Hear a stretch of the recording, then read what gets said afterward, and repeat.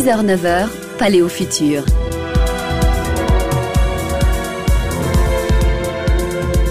Antoine Drou, Laurent Haug. Et c'est le retour de la chronique que vous avez connue cet été, la chronique Paléo Futur, place à Laurent Haug et Antoine Drou. Le retour de Paléo Futur sur la première pendant les fêtes avec Laurent Haug. Bonjour Laurent. Bonjour Antoine. Laurent Haug, vous êtes entrepreneur, vous êtes investisseur dans les technologies numériques. Paléo Futur, c'est une séquence où on décode le présent en se plongeant dans le passé. Ce matin, vous avez choisi de nous parler d'une révolution technologique, peut-être la révolution technologique la plus significative du XXe siècle, alors qu'on n'y pense pas forcément d'emblée. On n'en parle pas beaucoup, pourtant c'est une révolution qui a détruit beaucoup d'emplois, qui en a créé d'autres, qui a créé des nouveaux métiers, qui a changé profondément la géographie de nos villes, qui a déplacé des milliers de familles, qui a permis l'émergence d'un continent entier sur la carte de l'économie globalisée, en l'occurrence l'Asie, qui a mis en faillite des entreprises centenaires, qui a propulsé des jeunes pousses au rang de numéro 1 mondial. C'est une idée qui a vu le jour en 1956 dans l'esprit d'un entrepreneur qui n'avait aucune expérience de l'industrie qu'il allait disrupter, c'est l'industrie du transport maritime, et aujourd'hui on va vous parler du container. Je mesure 2,30 m de haut pour une profondeur de près de 6 mètres. Mon volume est de 33 mètres cubes et je suis l'outil parfait de la mondialisation des échanges. Je suis un conteneur.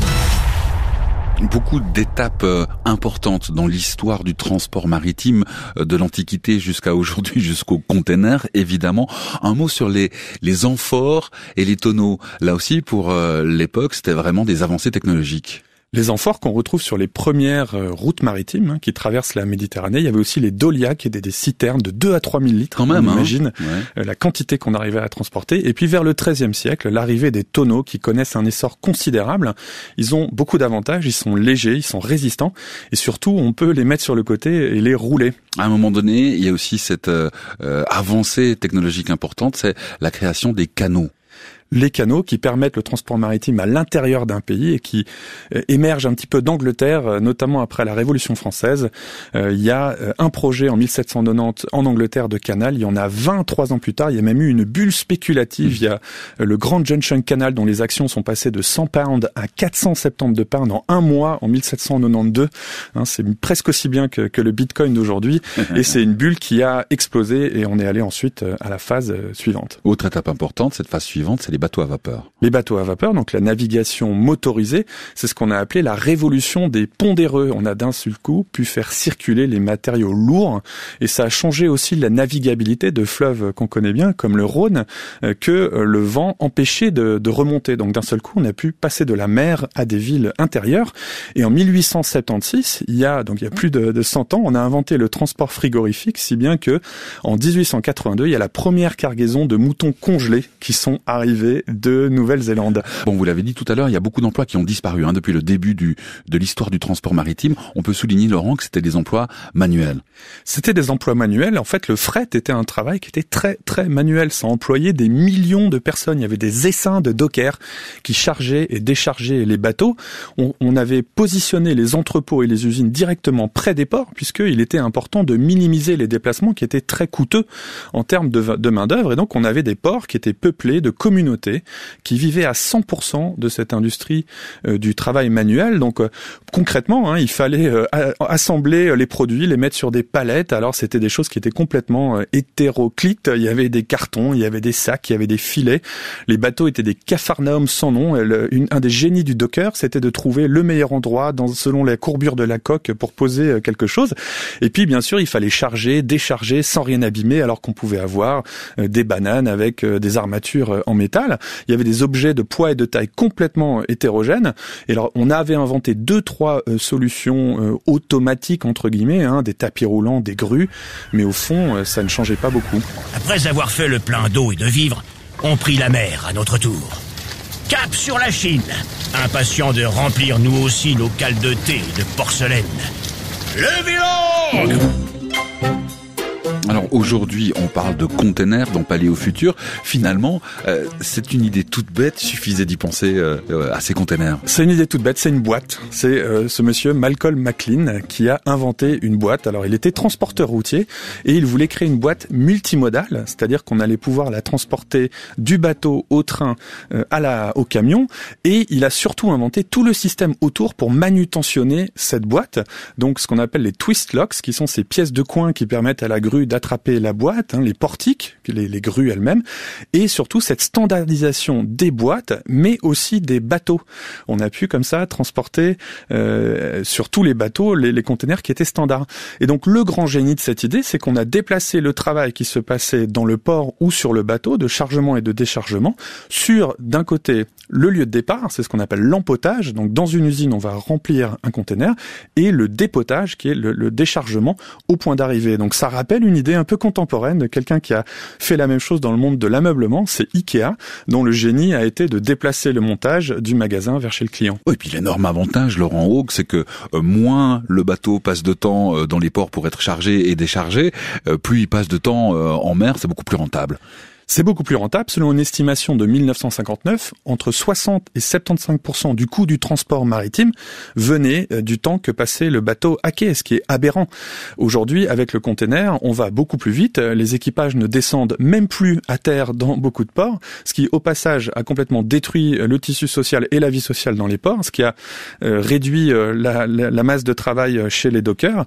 Et on peut faire un parallèle avec l'obsession des compagnies aériennes d'aujourd'hui, qui essaient de minimiser le temps passé au sol de leurs véhicules, avec l'obsession des compagnies maritimes de minimiser le temps passé à quai par les bateaux. Donc si je comprends bien, Laurent Haug, entre 1960 et 1970, c'est vraiment, on assiste vraiment au changement de toute une industrie.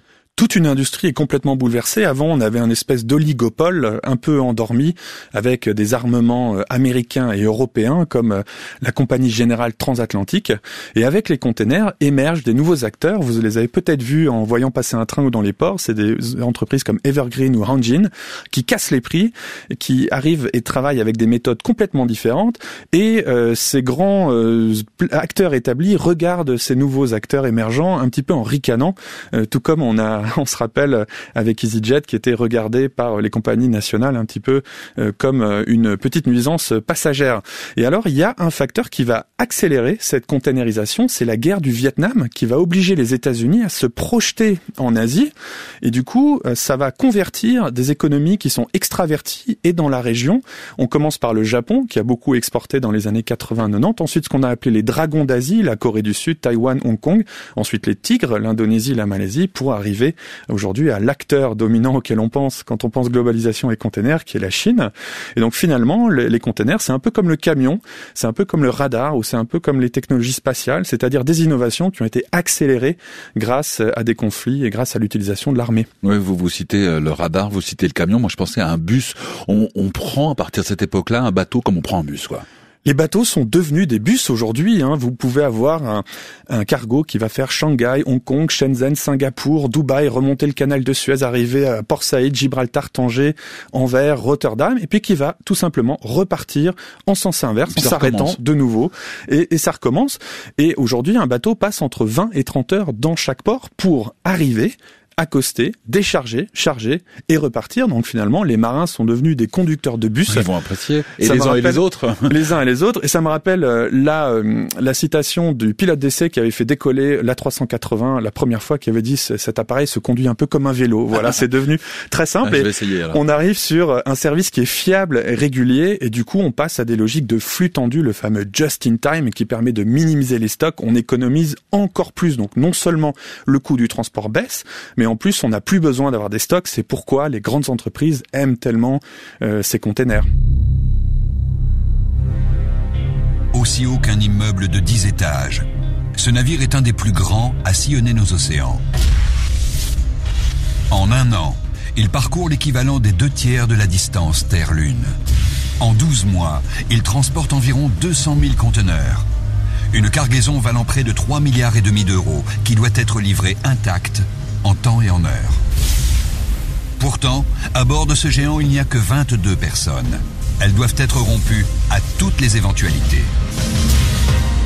Vous écoutez La Première, c'est Paléo Futur. On décode le présent en se plongeant dans le passé, en l'occurrence dans l'histoire de cette révolution technologique incroyable qui s'est faite très discrètement et pour cause, puisqu'on parle ce matin des containers avec vous, Laurent Haug. Si on se penche aujourd'hui sur le résultat de tous ces changements qu'on vient d'évoquer, qu'est-ce qu'on peut dire ?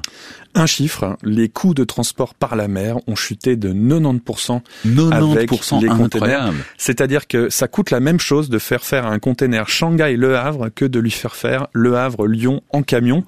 90% de ce qu'on achète, de tout ce qu'on achète est passé par un container. En 1956, ça coûtait 5,86 $ par tonne de déplacer des objets, des marchandises. Aujourd'hui, c'est 0,16 $, donc 16 cents. Avant, les containers ont chargé 1,3 tonnes par heure sur un bateau. Dès les années 70, on était passé à 30 tonnes par heure. Ça donne une idée de l'accélération des rythmes. Et aujourd'hui, on a 10 des plus grands armateurs qui concentrent 80% de la capacité de travail. Et, chiffre révélateur également, 90% des porte-containers qui sont fabriqués au Japon ou en Corée. Donc on voit qui domine cette industrie aujourd'hui. Quand même, ça a pris plusieurs décennies, puisque vous le disiez tout à l'heure, ça s'est vraiment accéléré entre 1960 et 1970. Est-ce qu'on peut dire que du coup, l'innovation, c'est long, en l'occurrence? Oui, mais est-ce que c'est toujours long? C'est un des poncifs de l'innovation. On a toujours l'impression que ça va très très vite et quand on regarde l'histoire, c'est plutôt long.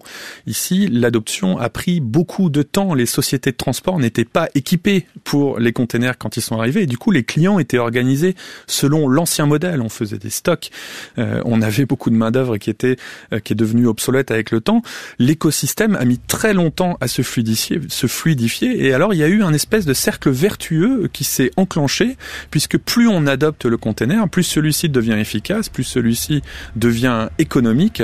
Et donc ça rappelle certaines inventions contemporaines, comme le web, qui a quand même mis 15 à 20 ans avant de devenir populaire. Mais une fois que c'est installé, il y a une accélération du changement. «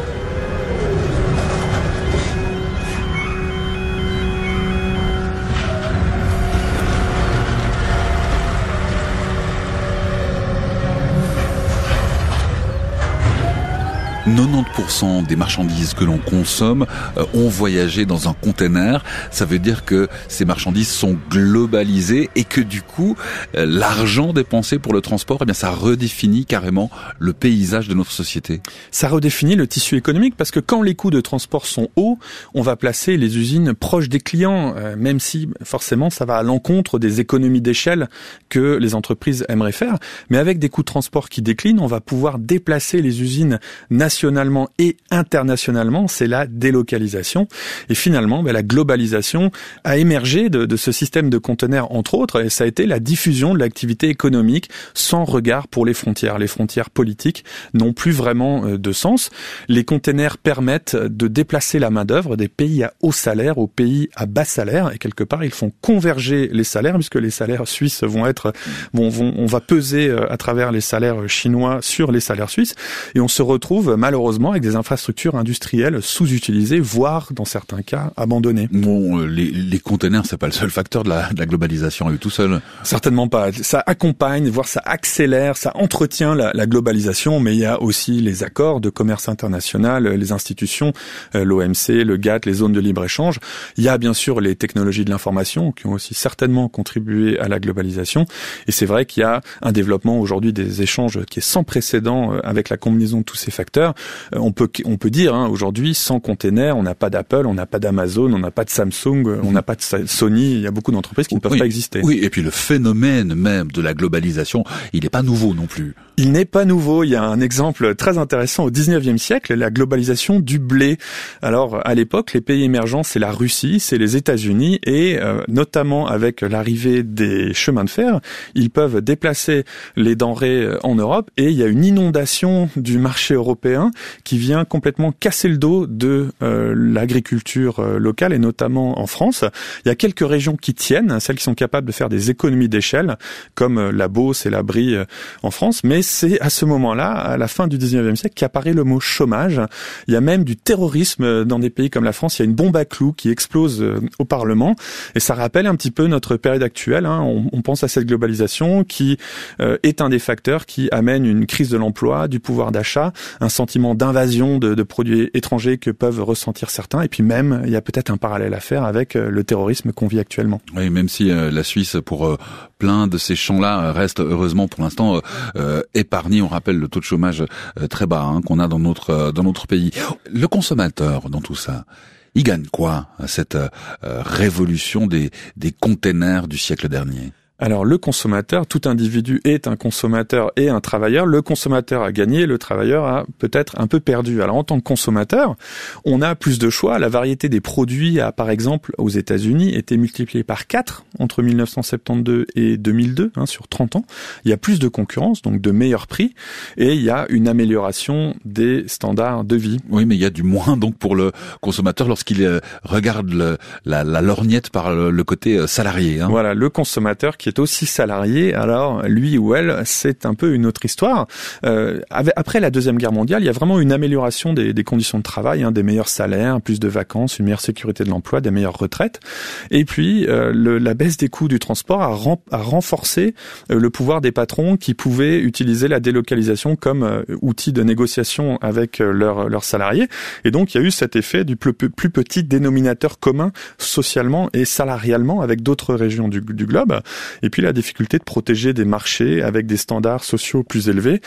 C'est un petit peu le même impact des containers qu'un Amazon qui d'un côté baisse les prix, nous permet d'acheter moins cher, et puis qui de l'autre vient poser des problèmes au tissu économique local, aux petits commerces locaux. Oui, et puis justement comme Amazon l'a fait, ou d'autres sociétés de ces nouvelles technologies, alors qui sont plus nouvelles maintenant, mais de ces technologies du numérique, ils ont fait disparaître des emplois. Les containers aussi ont fait disparaître des emplois. Des emplois qui disparaissent. Alors aujourd'hui, un bateau de 9000 containers qui transporte 200 000 tonnes de matériel, ça n'est que 20 membres d'équipage. Il y a des métiers qui, en plus, ont disparu. On n'a plus besoin de charpentiers, on n'a plus besoin de tonneliers, on a beaucoup moins besoin de dockers. Les chiffres sont là pour le prouver. Alors, le Bureau américain des transports recense 28 000 marins en 1960 et plus que 4 700 près de l'an 2000.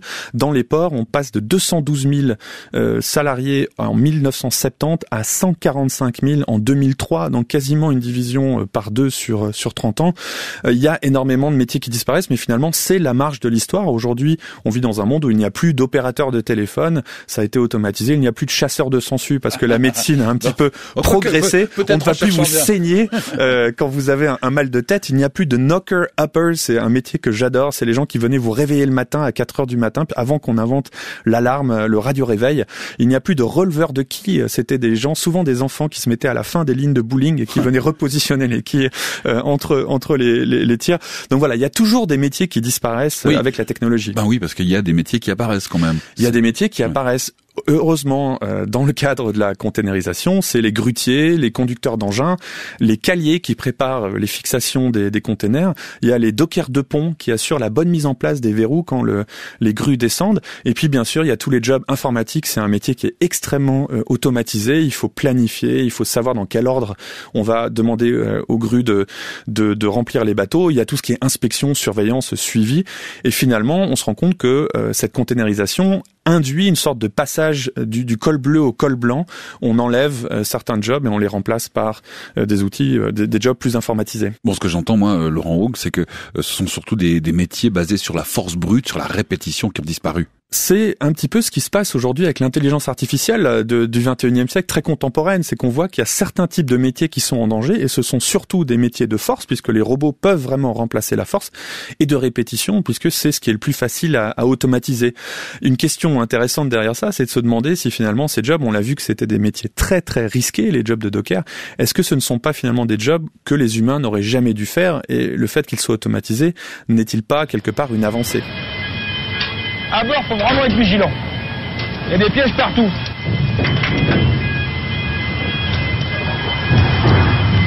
Faut faire attention à ça. Parce que, tu sais, t'es en train de saisir, par exemple. T'es barré dans ta saisie. Tu fais un pas en arrière comme ça. Bah, tu te rattrapes pas. Tu te rattrapes pas, puis tu te fais mal. Il faut qu'on travaille vite, mais il faut qu'on se mette pas en danger. Et après, et maintenant, j'ai presque envie de dire, est-ce qu'il y a des menaces qui pèsent sur les containers, puisqu'on voit que à chaque fois qu'il y a une technologie qui s'est installée, il arrive au moment donné où elle est attaquée. Il y a des menaces qui pèsent sur les containers aujourd'hui ? Alors comment le disrupteur va-t-il être disrupté ? Il y a l'impression 3D dont on parle beaucoup. Aujourd'hui, on parle plus de techniques de fabrication additive par couche. Ça, c'est potentiellement à terme quelque chose qui ferait qu'on n'aurait plus besoin de transporter les objets finis. Oui, parce qu'on fabrique tout nous-mêmes et puis on n'a plus besoin de les transporter. C'est ça l'idée. Voilà, ce qui est un retour aussi dans l'histoire à l'époque où avant qu'on puisse acheter les choses, on était obligé de les fabriquer nous-mêmes. C'est assez intéressant. Et puis il y a la concurrence du transport aérien. Alors, en tout cas pour certains produits aujourd'hui, les produits à forte valeur, l'avion c'est 25 à 30% du commerce international en valeur. Par contre, ça n'est que 10% du transport international en volume. C'est-à-dire que les bateaux continuent à transporter 90% en volume. Aujourd'hui, ce qui se passe, c'est qu'il y a vraiment une diversité de l'offre qui est exceptionnelle. On peut avoir ce qu'on veut, quand on veut, où on veut, en temps voulu, tant qu'on est prêt à payer le prix. Il y a peut-être une menace dans les usages. Il y a peut-être une menace qui est que les consommateurs changent de comportement. On sent aussi un retour au local. C'est peut-être ça qui va... C'est le panier de légumes. C'est le panier de légumes de l'affaire. C'est le microbrasseur avec une grosse barbe et puis un tablier en cuir. Exactement, le microbrasseur qui, un mois avant, était conducteur de bus et qui s'est décidé de se lancer dans la bière. Mais la nourriture organique, le retour au local, une sorte d'anti-globalisation, d'anti-container. On veut consommer les produits qui grandissent autour de nous. On se rend compte qu'il y a aussi un enjeu environnemental qui est absolument énorme. Plus il y a de conteneurs en circulation, plus les bateaux pour les transporter sont grands. Le CSCL Globe, fabriqué par Hyundai, est le dernier monstre en date. Près de 185 000 tonnes d'acier sur lesquelles peuvent embarquer 19 100 boîtes. De quoi contenir 189 millions de tablettes, un gros Père Noël, dont le traîneau laisse quelques méchantes traces. Le carburant utilisé par ces géants des mers rejette 2000 fois plus de soufre que le diesel. De quoi dégager avec un seul porte-conteneur autant de polluants que 50 millions d'automobiles en une année. On a déroulé une longue pelote depuis le début de cette séquence Paléo Futur, Laurent Haug, avec vous, en parlant de l'histoire des containers, de leur impact sur nos vies. Qu'est-ce qu'on retient comme ça en guise de conclusion ? On parle beaucoup de la révolution digitale, on pense que c'est des 0 et des 1, on pense qu'on vit dans un monde dématérialisé, mais en fait on se rend compte qu'il y a des sous-jacents, tout ce digital est construit sur du réel, c'est des câbles internet et c'est des containers, il faut déplacer les choses. C'est des infrastructures qu'on ne voit pas, mais qui sont présentes, qui ont un impact énorme. Il y avait une interview en 2016 de Jeff Bezos, le fondateur d'Amazon, qui disait « Je n'aurais pas pu faire Amazon sans certaines infrastructures, c'est-à-dire les réseaux de distribution qui permettent d'envoyer des choses, la poste, les cartes de crédit. » Et donc c'est important de réaliser que sous ce digital, il y a du réel. Et il y a quelques grandes règles d'innovation qu'on peut lire dans cette histoire des containers. D'abord, l'innovation, ça prend du temps. C'est le fait de tout un écosystème. Il n'y a pas cette espèce de messie qui arrive et qui décide tout seul de changer les choses. Il y a la destruction d'emplois et de métiers, c'est des choses différentes, mais il y a aussi une création d'emplois et de métiers. Il y a un phénomène d'abord de fragmentation, il y a plein de petits acteurs qui émergent, comme on l'a vu aujourd'hui, puis suivi d'une concentration. Il y a de plus en plus de rachats, de fusions. Il y a des startups qui deviennent des monstres, qui deviennent des numéros 1 mondial, de nouveau, quelque chose qu'on a vécu à l'époque digitale. Et puis il y a ces oligopoles, ces grandes sociétés un petit peu endormies qui meurent, et certaines qui arrivent à survivre en se réinventant. Et puis après cette phase de nébuleuse innovante, pour reprendre les termes d'Anne-Françoise Garçon, qui m'a aidé à préparer cette émission, il y a tout un tas de nouvelles industries qui se créent par-dessus ces nouvelles infrastructures. Je pense par exemple à toute l'industrie du café qui vraiment est issue de cette containerisation qui n'était pas possible avant. Et donc après cette crise initiale, cette espèce de changement radical qui fait des dégâts, on peut espérer un retour positif. Ce qui voudrait dire laisser les flux ouverts avec la Chine, par exemple, la Chine qui exporte depuis très longtemps, mais qui du coup importe de plus en plus maintenant. Le niveau de vie de la Chine a beaucoup monté. C'est l'ironie de toute la situation actuelle à un moment où certains politiciens veulent fermer les flux avec les grands exportateurs asiatiques. Et bien finalement, on a beaucoup de la richesse des pays dits développés, l'Europe, les États-Unis, qui est partie vers ces continents-là. Leur niveau de vie est monté. Et si on ferme le robinet aujourd'hui, on ne va peut-être pas profiter de l'inversion du flux. C'est-à-dire que les Chinois sont très consommateurs de vins européens, de montres montres suisses, de produits de luxe américains et européens.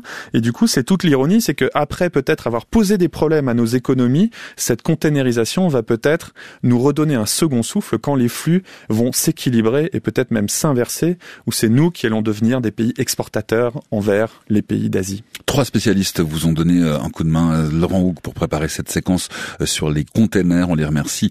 Anne-Françoise Garçon, Antoine Frémont et Denis Voronoff. Laurent Hougue, pour Paléo Futur, vous êtes entrepreneur, vous êtes investisseur dans les technologies numériques. On vous retrouve la semaine prochaine, même place, même heure, pour parler de l'industrie automobile qui, elle aussi, a été une véritable révolution dans notre société. Bon week-end, à bientôt. À bientôt, merci.